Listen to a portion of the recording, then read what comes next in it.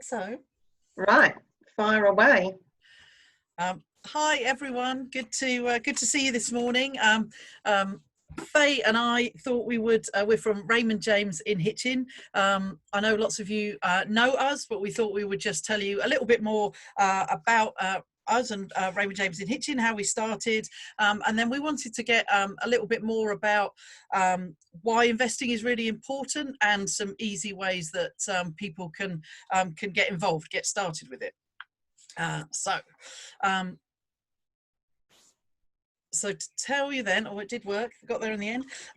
So the business, Raymond James, started 22 years ago. It was myself and my dad.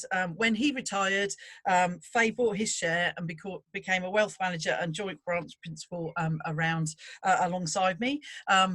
Lots of you may know that Faye has been my best friend since we were 15. In fact, it's still we would say it's still a family business. The quote, actually, the top one here, is from the couple who are church youth group leaders, because that's where we met, our church youth group. There are a team of 7 of us in the office. We've got a lady that's worked with us for more than 20 years, and even our younger member of the teams has worked for us more than 4 or 5 years. So we've got a really good group there, and I think we're both really proud that we've got a local business with employing so many people locally. One of the great things is as well, we are award winning. So we won the award, the Best Business Women in Financial Services, in October last year. And we're featured vouched for in there. They have an annual top rated advisor brief. So I think the important thing to know for everyone is that that your referrals, your recommendations are in safe hands. So why do people need to invest? Well, in 2019 there were more than 500 rate cuts from different bank and building society accounts, on average 2 every day.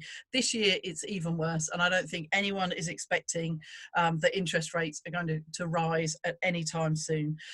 So even with inflation, it did dip down during April, but it averages at about 1.5%, and savings rates don't come anywhere near that. Pensioners can be particularly hard hit because, of course, their saving income tends to be fixed. They can't top it up with earnings, so it's slashed in real terms. So taking risk is important, but it can be a bumpy ride. As we can see, over the last 18 months, we had a really big drop during March 2020 because of everything happening around the world.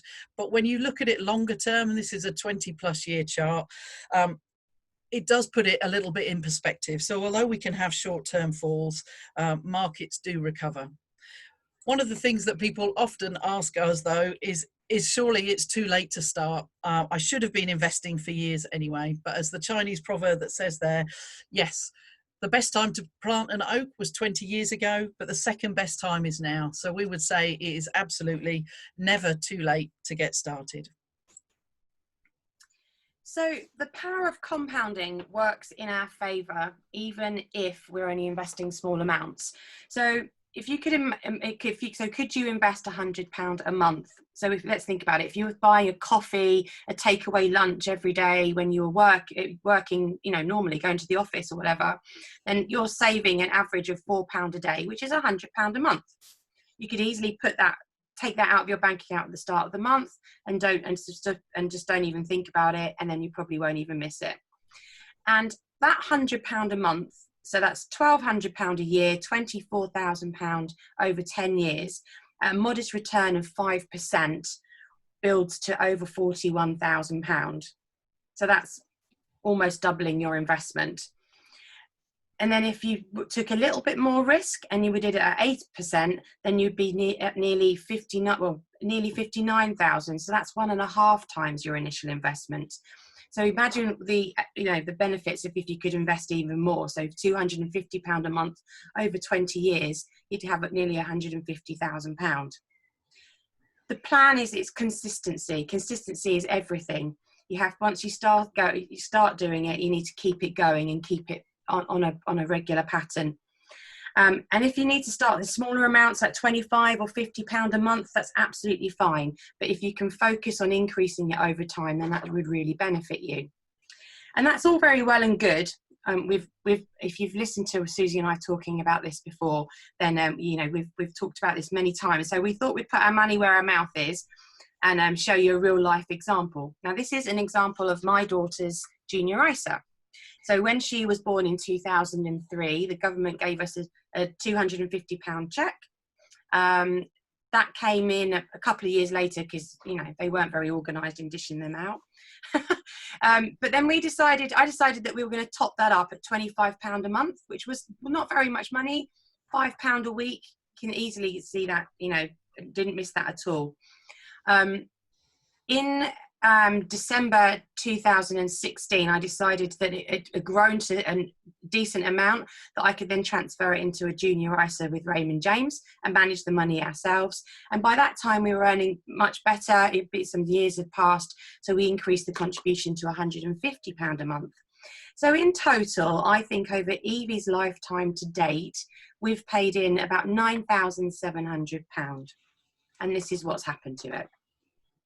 So you can see it's been a bumpy ride as well. You know, this is the graph on the left-hand side. It's not representing my Slimming World journey before anyone mentions it. But it just shows you that it's not always been easy. There have been times where it's gone down as well as up. And obviously of late, it's definitely gone down. But you can see how it's climbing back up again. It's all about really being persistent, patience, and consistency. And it really does actually pay off. So that's on regular savings. So now if we look at, if you don't have the capacity to save regularly, but maybe you've come into a little bit of money or you've saved a pot of money, and how does that work? So this is my ISA, okay? So absolutely preaching, doing what we preach. So in 2014, I made a really small investment into an ISA. And you can see on the graph on the left-hand side there exactly what happened. But I didn't lose heart.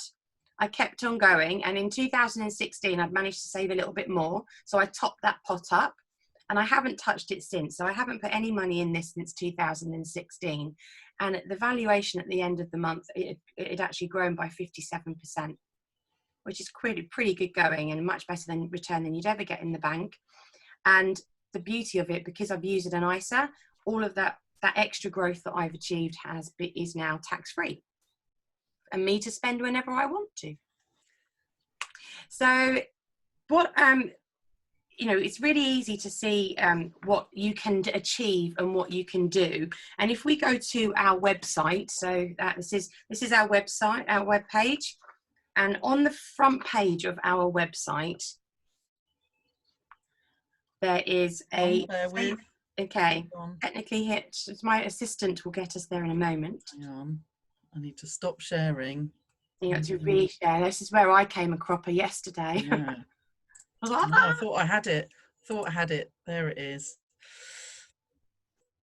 But this is a really good tool to use for anything. So even if you think I can only save for your kids, they can only save £5 a month or something like that, then show them this tool because it's really quite inspiring. So it's on the front page. Can you see it now? Yeah, I can see the front page of the, scroll down to the bottom and it's discover the potential of your investment. And you can muck around with this. So you could do £10 a month, £5 a month, whatever you want to, over how many years. So if you've got a newborn or a godchild that you want to start saving for, and if you invested it for them, then that's what you can achieve. And you can also do this on lump sums as well. So if you get a pension statement of something you've not touched for some time, and you actually, what will that be worth when I retire at a pretty sort of passive rate at 2%? And it will say, okay, well, it will let you know whether you're going to achieve what you need to achieve or not. So it's quite a really useful tool. So at times at this way, we're maybe reviewing your finances and looking at different statements and things coming through the post. This is quite a good tool to use to see if you think you're really on track. Thank you. Back again. Back again.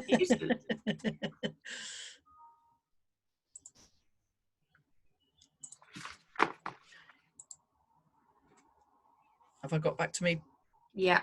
Thing? Yeah, back to the slideshow. Marvellous. Great. So the next thing we wanted to talk about were pensions. Pensions have always been in the news, good or bad. Sometimes they haven't been always been popular, but over the last few years we've seen some rule changes, a bit more flexibility, and of course market increases over the last few years have made them look better. For most people, all of their retirement income won't come from one place, but we do think that pensions are a really important part of building that money up for people. And there are a couple of reasons for that. The first one, free money, number one. Employer contributions going in, that effectively is not money that you're putting in. If you're part of a company pension scheme, the company is paying in for you, that's free. The second part of free money is the tax relief. If you put a pension contribution in yourself, as a basic rate taxpayer, you would get 20% added to the pension itself. If you were a higher rate taxpayer, you get that 20% added to your pension contribution. So for example, you pay in £100, it becomes £120. But you would also get the other 20% off your tax bill at the end of the year.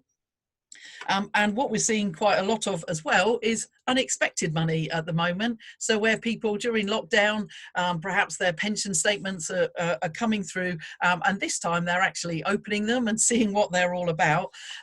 So it's a really good chance to see what's dropped through your door. And of course, we can help people make sense of it. So one of the things that we do, and this is to give you an example of where someone has had several jobs perhaps over their lifetime. So they've accumulated several pension pots, sat around, not doing not doing much with them. Now, in this example, even though some of the charges, that's one of the first things that we look at. So you can see the charges line down here. Even though some of the pension charges are not that expensive, but you can see that actually altogether they added up to about £1,200 a year, just over. But by transferring it across to the one that we were looking at, we could reduce that pension admin charge to less than 260. So there was a sort of an immediate way that we can increase it. That's one way that you could increase how much your pension is worth at the end. Not having high charges deducted off it. The second way is to increase the returns on the pension, so we can look at the underlying investments. And here's an example where, the different investment pots, yes, they've returned reasonably well, but actually if we looked at one that matches the risk profile of the client and is invested and managed well, then actually we can provide some, hopefully provide some outperformance. So that's it from us. That's me, wake up. That's you now, Faye. So that's it from so that's all from us this morning. Thank you for listening, and we hope that you feel inspired to make some changes or to review your current saving and spending habits. If you need to know more about investing, how investing could benefit you, then we're available for Zoom one-to-one calls whilst the office isn't open, or happy to answer any questions that you may have now.